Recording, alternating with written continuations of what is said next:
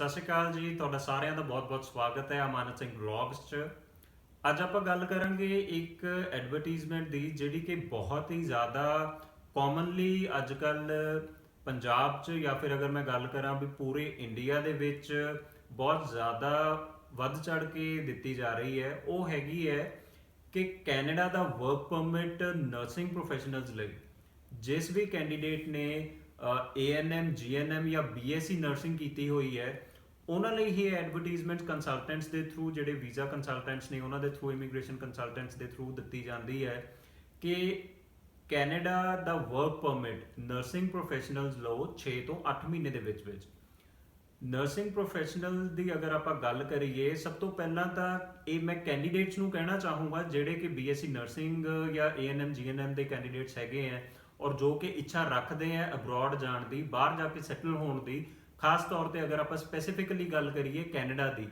ਤਾਂ ਉਹਨਾਂ ਨੂੰ ਇਸ ਚੀਜ਼ ਦੀ ਅਵੇਅਰਨੈਸ ਹੋਣੀ ਬਹੁਤ ਜ਼ਰੂਰੀ ਹੈ ਕਿ ਉਹਨਾਂ ਦੇ ਸਟੈਪ ਬਾਈ ਸਟੈਪ ਪ੍ਰੋਸੀਜਰ ਹੈ ਕੀ ਹੈ, ਐਗਜ਼ੈਕਟਲੀ ਉਹ ਕੀ ਚੀਜ਼ ਹੈ ਜੋ ਕਿ ਉਹਨਾਂ ਨੂੰ ਕੁਆਲੀਫਾਈ ਕਰਦੀ ਹੈ, ਉਹ ਕੀ ਪ੍ਰੋਸੀਜਰ ਹੈ ਜੋ ਕਿ ਉਹ ਫੋਲੋ ਕਰਕੇ ਜੈਨੂਅਨ ਤਰੀਕੇ ਦੇ ਨਾਲ ਵਰਕ ਪਰਮਿਟ ਜਾਂ PR ਕੈਨੇਡਾ ਦੀ ਲੈ ਸਕਦੇ ਨੇ।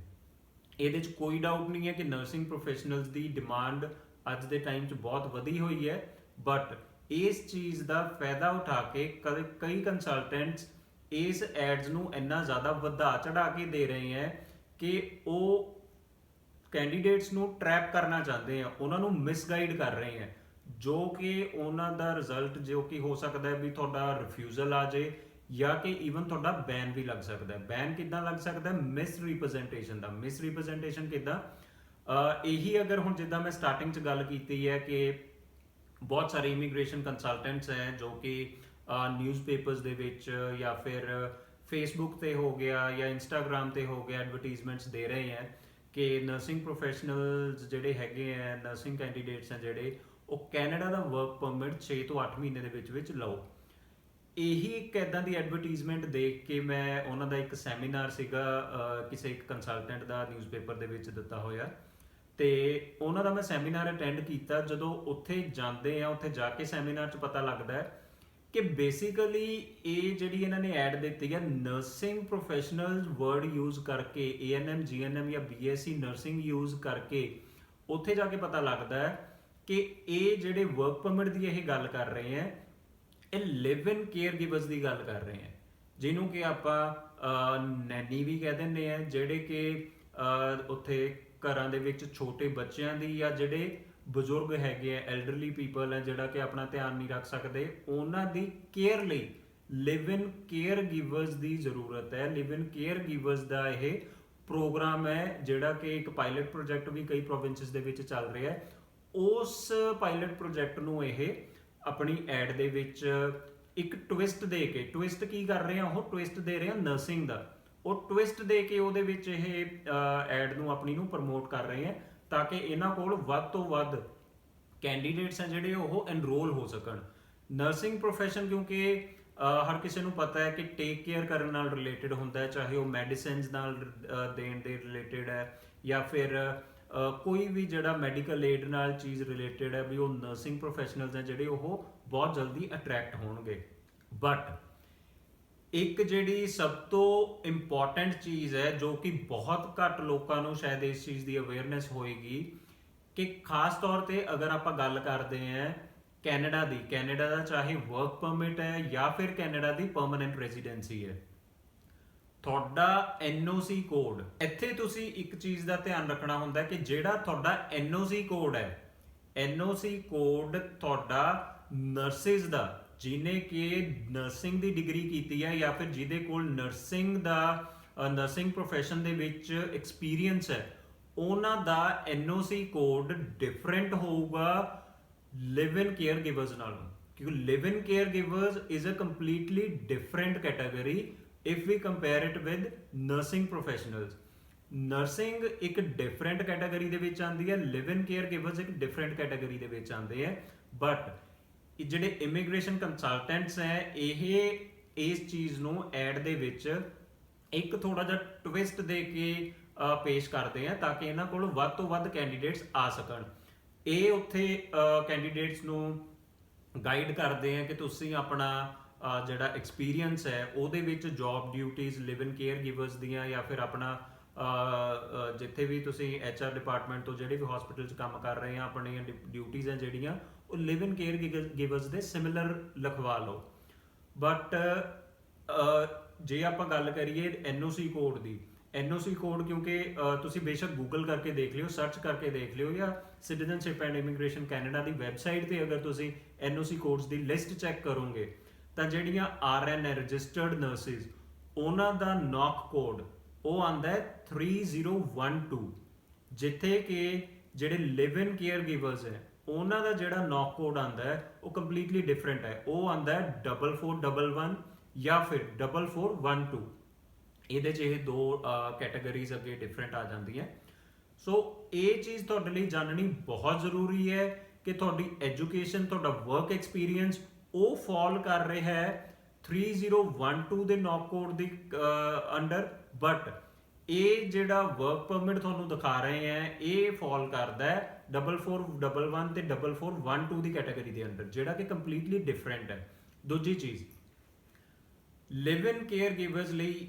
ਜੇ ਤੁਸੀਂ ਸਰਚ ਕਰੋਗੇ ਆਪਣੇ ਤੌਰ ਤੇ, ਜੇ ਤੁਸੀਂ citizenship and immigration Canada the website ਤੇ ਸਰਚ ਕਰੋਗੇ, ਉਹਦੇ ਲਈ ਤੁਹਾਨੂੰ ਇੱਕ ਸਪਾਂਸਰ ਚਾਹੀਦਾ ਹੁੰਦਾ ਕੈਨੇਡਾ ਤੋਂ ਆਪਣੀ ਫਾਈਲ ਲਗਾਉਣ ਲਈ, ਚਾਹੇ ਤੁਸੀਂ ਵਰਕ ਪਰਮਿਟ ਤੇ ਜਾਣਾ ਹੈ ਜਾਂ as a caregiver work permit ਤੇ ਜਾਣਾ ਹੈ ਨਾ। ਤੇ ਉਹ ਜਿਹੜਾ ਸਪਾਂਸਰ ਹੈ ਉਹ ਸਪਾਂਸਰ ਇੰਨਾ ਸੌਖਾ ਨਹੀਂ ਹੈ ਕਿ ਤੁਸੀਂ ਇੱਥੇ ਬੈਠੇ ਲੱਭ ਸਕੋ। ਤੇ ਇਹ ਜਿਹੜੇ ਇਮੀਗ੍ਰੇਸ਼ਨ ਕੰਸਲਟੈਂਟਸ ਹੈ ਜਿਨ੍ਹਾਂ ਨੇ ਇਹ ਐਡ ਦਿੱਤੀ ਹੁੰਦੀ ਹੈ, ਇਹ ਸਾਨੂੰ ਉੱਥੇ ਸੈਮੀਨਾਰ ਦੇ ਵਿੱਚ ਜਦੋਂ ਆਪਾਂ ਜਾਂਦੇ ਆ ਉੱਥੇ ਸਾਨੂੰ ਇਹੀ ਦੱਸਦੇ ਆ ਕਿ ਅਸੀਂ ਤੁਹਾਨੂੰ ਉਹ ਸਪਾਂਸਰ ਲੱਭ ਕੇ ਦੇਵਾਂਗੇ ਜਿਹਦੇ ਕਰਕੇ ਤੁਹਾਡਾ ਜਿਹੜਾ ਵੀਜ਼ਾ ਹੈ ਉਹ 6 ਤੋਂ 8 ਮਹੀਨੇ ਦੇ ਵਿੱਚ ਆ ਜਾਏਗਾ। ਬਟ ਜਿਵੇਂ ਕਿ ਹੁਣ ਮੈਂ ਪਹਿਲਾਂ ਤੁਹਾਨੂੰ ਗੱਲ ਸਮਝਾਈ ਹੈ ਕਿ ਤੁਹਾਡਾ ਨੌਕ ਕੋਡ ਜਿਹੜੇ ਨਰਸਿੰਗ ਕੈਂਡੀਡੇਟਸ ਹੈ ਉਹਨਾਂ ਦਾ ਡਿਫਰੈਂਟ ਹੈ ਲਿਵ ਇਨ ਕੇਅਰ ਗਿਵਰਸ ਨਾਲੋਂ। ਉਹ ਅਗਰ ਲਿਵ in caregiver the category ਦੇ ਵਿੱਚ ਆਪਣੀ ਫਾਈਲ ਲਾਣੇ ਆ, ਕਿਉਂਕਿ ਐਕਚੁਅਲੀ ਉਹਨਾਂ ਦਾ ਨੌਕ ਕੋਡ 3012 ਹੈ, ਬਟ ਅਗਰ ਉਹ ਅੰਬੈਸੀ ਦੇ ਵਿੱਚ ਆਪਣੀ ਫਾਈਲ ਲਗਾਉਂਦੇ ਆ 4411 ਦੇ ਅੰਡਰ ਜਾਂ ਫਿਰ 4412 ਦੇ ਅੰਡਰ, ਤਾਂ ਜਾਂ ਤਾਂ ਉਹਨਾਂ ਦੀ ਫਾਈਲ ਰਿਫਿਊਜ਼ ਹੋ ਸਕਦੀ ਹੈ ਜਾਂ ਫਿਰ ਮਿਸ ਰਿਪਰੈਜ਼ੈਂਟੇਸ਼ਨ ਵੀ ਤੁਸੀਂ ਗਲਤ ਨੌਕ ਕੋਡ ਦੇ ਵਿੱਚ ਆਪਣਾ ਵੀਜ਼ਾ ਅਪਲਾਈ ਕਰ ਰਹੇ ਹੋ ਤੇ ਤੁਸੀਂ ਮਿਸ ਰਿਪਰੈਜ਼ੈਂਟ ਕਰ ਰਹੇ ਹੋ, ਇਹਦੇ ਅੰਡਰ ਤੁਹਾਨੂੰ ਹੋ ਸਕਦਾ ਹੈ ਬੈਨ ਵੀ ਲੱਗ ਜਾਏ ਕਿ ਤੁਸੀਂ ਗਲਤ ਇਨਫੋਰਮੇਸ਼ਨ ਪ੍ਰੋਵਾਈਡ ਕਰ ਰਹੇ ਹੋ।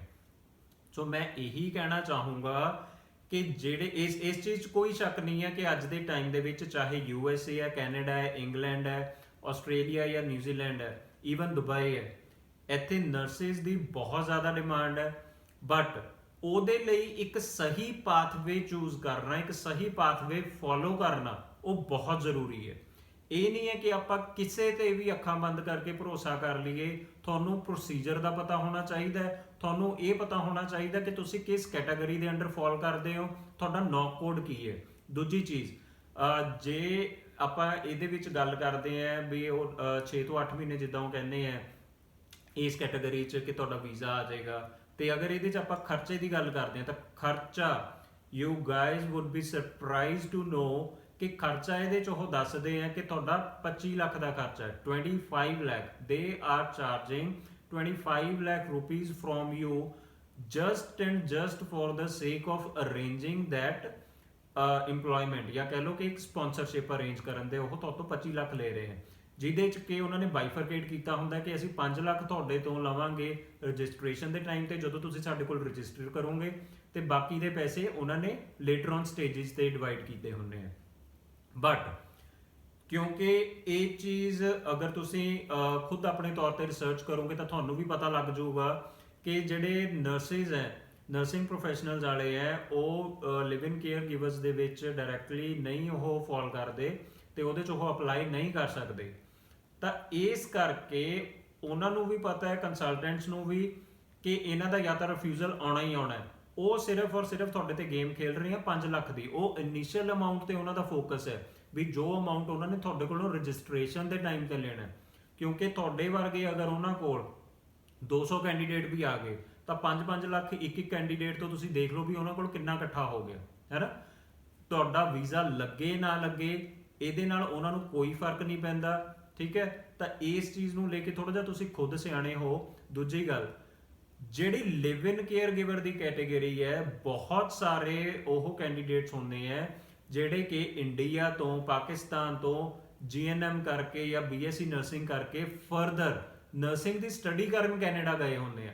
ਤਾਂ ਉਹ ਆਪਣੀ ਸਟੱਡੀ ਦੇ ਦੌਰਾਨ ਲਿਵ ਇਨ ਕੇਅਰ ਗਿਵਰ ਦੀ ਜੌਬ ਨੂੰ ਪਾਰਟ ਟਾਈਮ ਕਰਦੇ ਹੁੰਦੇ ਆ, ਜਾਂ ਫਿਰ ਜਦੋਂ ਉਹਨਾਂ ਦੀ ਸਟੱਡੀ ਮੁੱਕ ਜਾਂਦੀ ਹੈ ਉਹਨਾਂ ਨੂੰ ਪੀਐਸਡਬਲਿਊ ਮਿਲਦਾ, ਪੋਸਟ ਸਟੱਡੀ ਵਰਕ ਪਰਮਿਟ ਮਿਲਦਾ, ਉਸ ਤੋਂ ਬਾਅਦ ਉਹ ਲਿਵ ਇਨ ਕੇਅਰ ਗਿਵਰ ਦੀ ਜੌਬ ਉੱਥੇ ਲੈ ਸਕਦੇ ਆ। ਤੇ ਗਵਰਨਮੈਂਟ ਆਫ ਕੈਨੇਡਾ ਵੀ ਪ੍ਰੈਫਰ ਕਰਦੀ ਹੈ ਕਿ ਇੱਕ ਇਹੋ ਜਿਹਾ ਕੈਂਡੀਡੇਟ, ਬੇਸ਼ੱਕ ਉਹ ਇੱਕ ਇੰਟਰਨੈਸ਼ਨਲ ਸਟੂਡੈਂਟ ਹੀ ਹੈ, ਉਹਨੂੰ ਅਸੀਂ ਪ੍ਰੈਫਰ ਕਰੀਏ ਕਿ ਜਿਹੜਾ ਆਲਰੇਡੀ ਕੈਨੇਡਾ ਦੇ ਵਿੱਚ ਹੈ, ਚਾਹੇ ਉਹ ਸਟੱਡੀ ਵੀਜ਼ਾ ਤੇ ਹੈ ਜਾਂ ਫਿਰ ਜਿਹਨੇ ਉੱਥੇ ਰਹਿ ਕੇ ਮੈਡੀਕਲ ਦੀ ਸਟੱਡੀ ਪੂਰੀ ਕੀਤੀ ਹੈ। ਤਾਂ ਬਹੁਤ ਰੇਅਰ ਚਾਂਸ ਹੋਏਗਾ ਕਿ ਅਗਰ ਉਹ ਕਿਸੇ ਨੂੰ ਸਪਾਂਸਰ ਕਰਕੇ ਉਹ ਬਾਹਰੋਂ ਬੁਲਾ ਰਹੇ ਆ ਉੱਥੇ, ਠੀਕ ਹੈ ਜੀ। ਤੇ ਇਸ ਚੀਜ਼ ਦਾ ਤੁਸੀਂ ਬਹੁਤ ਖਾਸ ਤੌਰ ਤੇ ਧਿਆਨ ਰੱਖਣਾ ਹੈ। ਹੁਣ ਦੂਜੀ ਗੱਲ ਆਉਂਦੀ ਹੈ ਕਿ ਜਿਨ੍ਹਾਂ ਨੇ ਨਰਸਿੰਗ ਕੀਤੀ ਹੋਈ ਹੈ, ਜਿਨ੍ਹਾਂ ਨੇ ਐਗਜ਼ਾਮਪਲ ਦੇ ਤੌਰ ਤੇ ਅਗਰ ਆਪਾਂ ਗੱਲ ਕਰੀਏ, ਕਿਸੇ ਨੇ ਬੀਐਸਸੀ ਨਰਸਿੰਗ ਕੀਤੀ ਹੋਈ ਹੈ, ਉਹਨਾਂ ਦਾ as a clinical experience, as a nurse, as a RN ਉਹਨਾਂ ਕੋਲ ਚੰਗਾ ਐਕਸਪੀਰੀਅੰਸ ਹੈਗਾ ਤੇ ਉਹ ਕੈਨੇਡਾ ਜਾਣਾ ਚਾਹੁੰਦੇ ਆ। ਉਹ ਕੈਨੇਡਾ ਕਿੱਦਾਂ ਜਾ ਸਕਦੇ ਆ? ਤੁਸੀਂ ਆਪਣਾ ਆਇਲਸ ਦਾ ਐਗਜ਼ਾਮ ਕ੍ਰੈਕ ਕਰੋ, ਆਪਣੀ ECA ਕਰਾਓ, ਐਜੂਕੇਸ਼ਨਲ ਕ੍ਰੈਡੈਂਸ਼ੀਅਲ ਅਸੈਸਮੈਂਟ ਕਰਾਓ, ਆਪਣੀ ਵੈਸਟ ਕਰਾਓ ਆਪਣੀ, ਠੀਕ ਹੈ। ਵੈਸਟ ਕਰਾ ਕੇ ਤੁਹਾਨੂੰ, ਜੇ ਆਪਾਂ ਆਇਲਸ ਦੇ ਵੀ ਬੈਂਡ ਸਕੋਰ ਦੀ ਗੱਲ ਕਰੀਏ, ਇਨੀਸ਼ੀਅਲੀ ਅਗਰ ਤੁਸੀਂ 6C 'ਚ ਵੀ ਲੈ ਲੈਂਦੇ ਹੋ, 6C 'ਚ ਲੈ ਲਓ, ਆਪਣਾ ECA ਕਰਾ ਕੇ ਆਪਣੀ ਡਾਕੂਮੈਂਟੇਸ਼ਨ ਸਾਰੀ ਤਿਆਰ ਕਰਕੇ ਤੁਸੀਂ ਐਟਲੀਸਟ 6C 'ਚ ਨਾਲ ਐਕਸਪ੍ਰੈਸ ਐਂਟਰੀ ਪੂਲ ਦੇ ਵਿੱਚ ਪਾਓ। ਐਕਸਪ੍ਰੈਸ ਐਂਟਰੀ ਪੂਲ 'ਚ ਜਦੋਂ ਤੁਸੀਂ ਪੈ ਜਾਂਦੇ ਹੋ ਤਾਂ ਬਹੁਤ ਸਾਰੀਆਂ ਆਪਸ਼ਨਸ ਤੁਹਾਡੇ ਲਈ ਖੁੱਲੀਆਂ ਹੋ ਜਾਂਦੀਆਂ। ਖੁੱਲੀਆਂ ਕਿੱਦਾਂ ਹੋ ਜਾਂਦੀਆਂ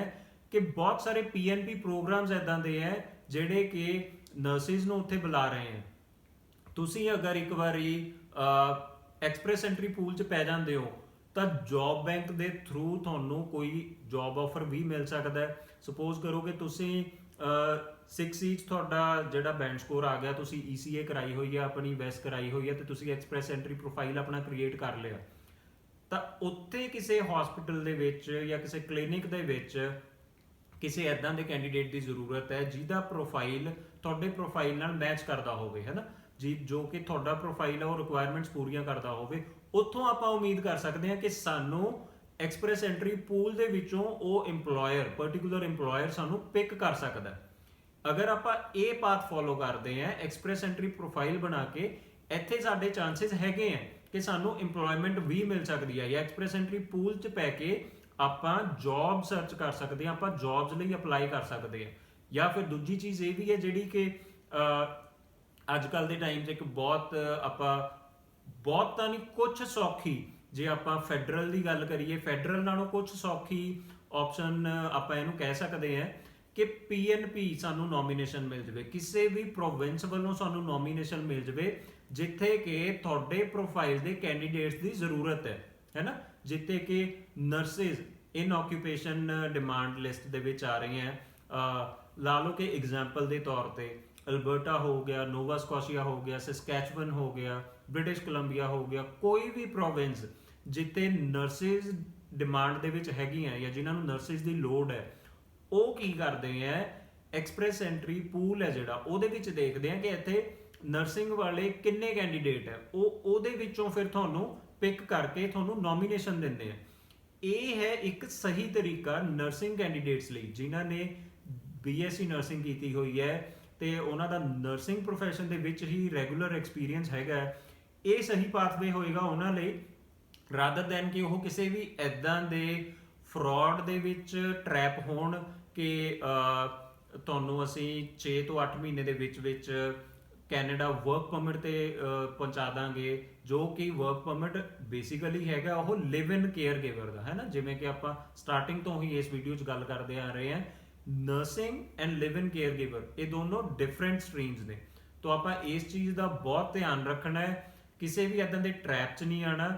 ਸੋ ਇਹ ਚੀਜ਼ ਨੂੰ ਧਿਆਨ 'ਚ ਰੱਖਦੇ ਹੋਏ ਮੇਰੀ ਸਾਰਿਆਂ ਨੂੰ ਇਹੀ ਰਿਕੁਐਸਟ ਜਾਂ ਸਲਾਹ ਹੋਏਗੀ ਕਿ ਇਦਾਂ ਦੇ ਕਿਸੇ ਵੀ ਵਰਕ ਪਰਮਿਟ ਦੇ ਚੱਕਰ 'ਚ ਆਉਣ ਨਾਲੋਂ, ਜਿਹਦਾ ਕਿ ਤੁਹਾਨੂੰ ਖਰਚਾ ਵੀ ਇੰਨਾ ਜ਼ਿਆਦਾ ਹੈ, 25 ਲੱਖ ਕੋਈ ਛੋਟਾ ਅਮਾਉਂਟ ਨਹੀਂ ਹੁੰਦਾ, ਬਹੁਤ ਵੱਡੀ ਰਕਮ ਹੈ ਨਾ। ਸੋ ਐਕਸਪ੍ਰੈਸ ਐਂਟਰੀ ਦੇ ਵਿੱਚ ਤੁਸੀਂ ਅਪਲਾਈ ਕਰੋ, ਆਪਣਾ ਐਕਸਪ੍ਰੈਸ ਐਂਟਰੀ ਪੂਲ ਦੇ ਵਿੱਚ ਅਕਾਊਂਟ ਕ੍ਰੀਏਟ ਕਰੋ ਤੇ ਉਹਦੇ ਥਰੂ ਆਪਣੀ ਜਿਹੜੀ ਫਾਈਲ ਹੈ ਉਹਨੂੰ ਅੱਗੇ ਪ੍ਰੋਸੀਡ ਕਰੋ। ਤੇ ਦੂਜੀ ਗੱਲ, ਬਹੁਤ ਕੈਂਡੀਡੇਟਸ ਐਦਾਂ ਵੀ ਹੁੰਦੇ ਆ ਜਿਹੜੇ ਆਪਣੀ 30 ਮਤਲਬ ਏਜ ਹੈ ਜਿਹੜੀ ਉਹ 30 ਕ੍ਰਾਸ ਕਰ ਚੁੱਕੇ ਹੁੰਦੇ ਆ, ਤੇ ਉਹਨਾਂ ਲਈ ਮੇਰੀ ਸਲਾਹ ਇਹੀ ਹੋਏਗੀ ਕਿ 35 ਕੰਪਲੀਟ ਹੋਣ ਤੋਂ ਪਹਿਲਾਂ ਪਹਿਲਾਂ ਆਪਣਾ ਐਕਸਪ੍ਰੈਸ ਐਂਟਰੀ ਪੂਲ ਦੇ ਵਿੱਚ ਹੈ ਜਿਹੜਾ ਉਹ ਪ੍ਰੋਫਾਈਲ ਕ੍ਰੀਏਟ ਕਰ ਲਓ, ਕਿਉਂਕਿ 35 ਤੋਂ ਬਾਅਦ ਤੁਹਾਡੇ up to the age of 35 ਹੈ ਜਿਹੜੇ ਉਹ ਤੁਹਾਨੂੰ ਏਜ ਦੇ ਪੂਰੇ ਪੁਆਇੰਟ ਮਿਲਦੇ ਆ। 35 ਤੋਂ ਬਾਅਦ ਤੁਹਾਡੇ ਏਜ ਦੇ ਪੁਆਇੰਟ ਘਟਣੇ ਸ਼ੁਰੂ ਹੋ ਜਾਂਦੇ ਆ। ਤਾਂ ਤੁਸੀਂ ਅਗਰ ਵਾਕਈ ਇੱਕ ਲੀਗਲ ਤਰੀਕੇ ਨਾਲ, ਇੱਕ ਸਹੀ ਤਰੀਕੇ ਨਾਲ ਕੈਨੇਡਾ ਮਾਈਗ੍ਰੇਟ ਕਰਨਾ ਚਾਹੁੰਦੇ ਹੋ ਤਾਂ ਆਪਣਾ ਤੁਸੀਂ ਐਕਸਪ੍ਰੈਸ ਐਂਟਰੀ 'ਚ ਪ੍ਰੋਫਾਈਲ ਕ੍ਰੀਏਟ ਕਰੋ। ਔਰ ਅਗਰ ਤੁਹਾਡੀ ਏਜ 35 ਤੋਂ ਘੱਟ ਹੈ ਜਾਂ 35 ਹੋਣ ਵਾਲੀ ਹੈ ਤਾਂ ਤੁਸੀਂ ਜਲਦੀ ਤੋਂ ਜਲਦੀ ਆਪਣਾ ਪ੍ਰੋਫਾਈਲ ਕ੍ਰੀਏਟ ਕਰਕੇ ਆਪਣਾ ਐਕਸਪ੍ਰੈਸ ਐਂਟਰੀ ਦੇ ਥਰੂ ਪਰਮਨੈਂਟ ਰੈਜ਼ੀਡੈਂਸੀ ਨੂੰ ਤੁਸੀਂ ਅਵੇਲ ਕਰ ਸਕਦੇ ਹੋ। ਤੇ ਦੂਜੀ ਗੱਲ ਇਹ ਹੈ ਕਿ ਜਿਹੜੇ ਵੀ ਇਦਾਂ ਦੇ ਐਡਵਰਟੀਜ਼ਮੈਂਟਸ ਦਿੰਦੇ ਆ, ਚਾਹੇ ਉਹ ਫੇਸਬੁੱਕ ਹੋ ਗਿਆ, ਚਾਹੇ ਇੰਸਟਾਗ੍ਰਾਮ ਹੋ ਗਿਆ ਜਾਂ ਨਿਊਜ਼ਪੇਪਰ ਹੋ ਗਿਆ, ਉਹਨਾਂ ਕੋਲੋਂ ਸਾਰੀ ਇਨਫੋਰਮੇਸ਼ਨ ਤੁਸੀਂ ਲਓ। ਬੇਸ਼ੱਕ ਅਗਰ ਤੁਸੀਂ ਉਹਨਾਂ ਦਾ ਸੈਮੀਨਾਰ ਅਟੈਂਡ ਕਰਦੇ ਹੋ ਤਾਂ ਇਨਫੋਰਮੇਸ਼ਨ ਉੱਥੋਂ ਲਓ। ਜਿਹੜੀ ਇਨਫੋਰਮੇਸ਼ਨ ਉਹਨਾਂ ਨੇ ਤੁਹਾਨੂੰ ਦਿੱਤੀ ਹੈ ਜਾਂ ਜੋ ਵੀ ਤੁਸੀਂ ਉਸ ਸੈਮੀਨਾਰ 'ਚ ਸਿੱਖ ਕੇ ਆਏ ਹੋ, ਉਸ ਨੌਲੇਜ ਨੂੰ, ਉਸ ਇਨਫੋਰਮੇਸ਼ਨ ਨੂੰ ਆਪਣੇ ਬਿਹਾਫ ਤੇ ਚੈੱਕ ਕਰੋ, ਉਹਨੂੰ ਆਨਲਾਈਨ ਚੈੱਕ ਕਰੋ ਵੀ ਸਿਟੀਜ਼ਨਸ਼ਿਪ ਐਂਡ ਇਮੀਗ੍ਰੇਸ਼ਨ ਕੈਨੇਡਾ ਦੀ ਜਿਹੜੀ ਅਫੀਸ਼ੀਅਲ ਵੈਬਸਾਈਟ ਹੈ ਉਹ ਕੀ ਕਹਿੰਦੀ ਹੈ, ਕਿ ਜੋ ਉਹਨਾਂ ਨੇ ਤੁਹਾਨੂੰ ਸੈਮੀਨਾਰ ਦੇ ਵਿੱਚ ਦੱਸਿਆ ਕੀ ਉਹ ਚੀਜ਼ਾਂ ਵਾਕਈ ਸਹੀ ਹੈ ਜਾਂ ਉਸ ਇਨਫੋਰਮੇਸ਼ਨ ਦੇ ਵਿੱਚ ਤੇ ਗਵਰਨਮੈਂਟ ਆਫ ਕੈਨੇਡਾ ਜੋ ਇਨਫੋਰਮੇਸ਼ਨ ਪ੍ਰੋਵਾਈਡ ਕਰ ਰਹੀ ਹੈ ਉਹਦੇ ਵਿੱਚ ਕੋਈ ਫਰਕ ਆ ਰਿਹਾ ਹੈ ਨਾ। ਜੇ ਤਾਂ ਕੋਈ ਫਰਕ ਆ ਰਿਹਾ ਹੈ ਦੈਟ ਮੀਨਸ ਕਿ ਕੁਝ ਨਾ ਕੁਝ ਗੜਬੜ ਹੈ, ਕਿਉਂਕਿ ਗਵਰਨਮੈਂਟ ਆਫ ਕੈਨੇਡਾ ਆਪਣੀ ਜਿਹੜੀ ਅਫੀਸ਼ੀਅਲ ਵੈਬਸਾਈਟ ਹੈ ਉਹਦੇ ਉੱਤੇ ਕੁਝ ਵੀ ਇਦਾਂ ਦਾ ਗਲਤ ਪਬਲਿਸ਼ ਨਹੀਂ ਕਰੇਗੀ, ਤੁਹਾਨੂੰ ਮਿਸਗਾਈਡ ਨਹੀਂ ਕਰੇਗੀ। ਤਾਂ ਇਹ ਚੀਜ਼ ਦਾ ਤੁਸੀਂ ਖਾਸ ਤੌਰ ਤੇ ਧਿਆਨ ਰੱਖਣਾ ਹੈ। ਤੇ ਬਾਕੀ ਅਗਰ ਤੁਹਾਨੂੰ ਕੋਈ ਵੀ ਡਾਊਟ ਹੈ, ਤੁਹਾਡੇ ਮਨ 'ਚ ਕੋਈ ਵੀ ਸਵਾਲ ਹੈ ਜਾਂ ਤੁਸੀਂ ਕੋਈ ਵੀ ਕਲੈਰੀਫਿਕੇਸ਼ਨ ਚਾਹੁੰਦੇ ਹੋ ਨਰਸਿੰਗ ਪ੍ਰੋਫੈਸ਼ਨ ਦੇ ਬਾਰੇ ਜਾਂ ਕਿਸੇ ਵੀ ਪ੍ਰੋਫੈਸ਼ਨ ਦੇ ਬਾਰੇ ਕਿ ਤੁਸੀਂ ਕੈਨੇਡਾ ਮਾਈਗ੍ਰੇਟ ਕਿੱਦਾਂ ਕਰ ਸਕਦੇ ਹੋ ਜਾਂ ਸਟੱਡੀ ਵੀਜ਼ਾ ਤੇ ਕਿੱਦਾਂ ਜਾ ਸਕਦੇ ਹੋ ਜਾਂ ਵਰਕ ਪਰਮਿਟ ਤੇ ਕਿੱਦਾਂ ਜਾ ਸਕਦੇ ਹੋ, ਤਾਂ ਉਹਦੇ ਲਈ ਤੁਸੀਂ ਮੈਨੂੰ ਕਮੈਂਟ ਸੈਕਸ਼ਨ ਦੇ ਵਿੱਚ ਕਮੈਂਟ ਕਰਕੇ ਪੁੱਛ ਸਕਦੇ ਹੋ ਜਾਂ ਫਿਰ ਡਿਸਕ੍ਰਿਪਸ਼ਨ ਦੇ ਵਿੱਚ ਤੁਹਾਨੂੰ ਮੇਰਾ ਇੰਸਟਾਗ੍ਰਾਮ ਜਾਂ ਫੇਸਬੁੱਕ ਦਾ ਆਈਡੀ ਮਿਲ ਜਾਏਗਾ ਤੇ ਮੇਰਾ ਈਮੇਲ ਵੀ ਮੈਂਸ਼ਨ ਹੋਏਗਾ, ਤੁਸੀਂ ਮੈਨੂੰ ਉਹਦੇ ਥਰੂ ਰੀਚ ਕਰ ਸਕਦੇ ਹੋ। ਤੇ ਤੁਹਾਡੇ ਕੁਐਸਚਨਸ ਹੈ ਜਿਹੜੇ they are more than welcome and I would be happy to answer you guys. ਤੇ ਬਸ ਮੈਂ ਇਹੀ ਚਾਹੂੰਗਾ ਕਿ ਤੁਸੀਂ ਕੋਈ ਵੀ ਇਦਾਂ ਦੇ ਫਰਾਡ ਦੇ ਚੱਕਰ ਤੋਂ ਬਚੋ ਤੇ ਆਪਣਾ ਜਿਹੜਾ ਪਰਮਨੈਂਟ ਰੈਜ਼ੀਡੈਂਸੀ ਦਾ ਸੁਪਨਾ ਹੈ ਉਹਨੂੰ ਇੱਕ ਸਹੀ ਢੰਗ ਨਾਲ, ਸਹੀ ਤਰੀਕਾ ਅਪਣਾ ਕੇ ਇੱਕ ਚੰਗੇ ਕੰਸਲਟੈਂਟ ਦੇ ਥਰੂ ਤੁਸੀਂ ਆਪਣਾ ਜਿਹੜਾ ਫਾਈਲ ਹੈ ਉਹਨੂੰ ਪ੍ਰੋਸੀਡ ਕਰੋ। ਅਗਰ ਤੁਹਾਨੂੰ ਲੱਗਦਾ ਹੈ ਕਿ ਇਹ ਇਨਫੋਰਮੇਸ਼ਨ ਵੈਲਿਊਏਬਲ ਸੀਗੀ ਜਾਂ ਕਿਸੇ ਦੇ ਕੰਮ ਆ ਸਕਦੀ ਹੈ, ਕਿਸੇ ਨੂੰ ਗਲਤ ਟਰੈਕ ਤੇ ਜਾਣ ਤੋਂ ਬਚਾ ਸਕਦੀ ਹੈ, ਤਾਂ ਇਹ ਵੀਡੀਓ ਨੂੰ ਤੁਸੀਂ ਪਲੀਜ਼ ਉਹਨਾਂ ਨਾਲ ਸ਼ੇਅਰ ਕਰਿਓ ਜਿਹੜੇ ਕਿ ਨਰਸਿੰਗ ਪ੍ਰੋਫੈਸ਼ਨ ਤੋਂ ਹੈਗੇ ਆ ਜਾਂ ਫਿਰ ਜਿਹੜੇ ਕਿ ਅਬਰੋਡ ਜਾਣਾ ਚਾਹੁੰਦੇ ਆ ਜਾਂ ਕੈਨੇਡਾ ਜਾ ਕੇ ਸੈਟਲ ਹੋਣਾ ਚਾਹੁੰਦੇ ਆ, ਤਾਂ ਕਿ ਉਹ ਕਿਸੇ ਵੀ ਇਦਾਂ ਦੇ ਏਜੰਟਸ ਜਾਂ ਆਪਾਂ ਕਹਿ ਲਈਏ ਵੀ ਇਮੀਗ੍ਰੇਸ਼ਨ ਕੰਸਲਟੈਂਟਸ ਦੇ ਚੱਕਰਾਂ ਦੇ ਵਿੱਚ ਨਾ ਆ ਸਕਣ, ਉਹਨਾਂ ਦੇ ਵਿੱਚ ਅਵੇਅਰਨੈਸ ਆਵੇ ਤੇ ਉਹ ਇੱਕ ਸਹੀ ਤਰੀਕੇ ਨਾਲ ਆਪਣੀ ਫਾਈਲ ਲਗਾ ਸਕਣ।